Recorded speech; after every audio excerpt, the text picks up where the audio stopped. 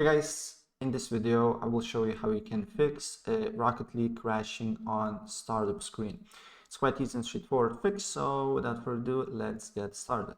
First of all, locate your Epic Games Launcher and then right click on it, go to properties, go to compatibility and make sure to run this program in compatibility mode for Windows 7, and also make sure to basically turn on this option, disable full screen optimizations, and also run this program as an administrator.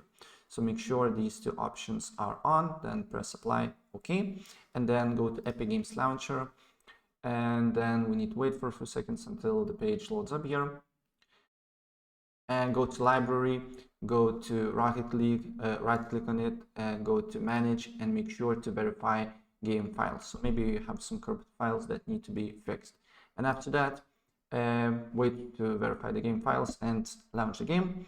And if the problem persists, then the next thing that you can do here, you need to go to device manager, and then you need to go to display adapters and click on your GPU and make sure to update drivers, search automatically for drivers and see if you already installed all the drivers. And then you need to go to, depending on what GPU you're using, AMD or NVIDIA. So if you're using NVIDIA, install GeForce Experience and then go to drivers and make sure to press check for updates and see if there is an update for you or not.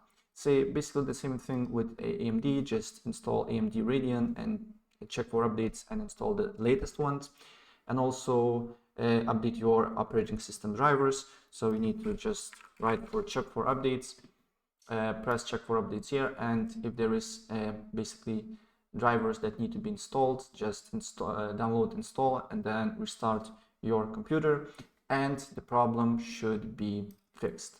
Right, so that's pretty much it what I want to show you, and if I help you out, please press like button and subscribe for more. Take care, bye.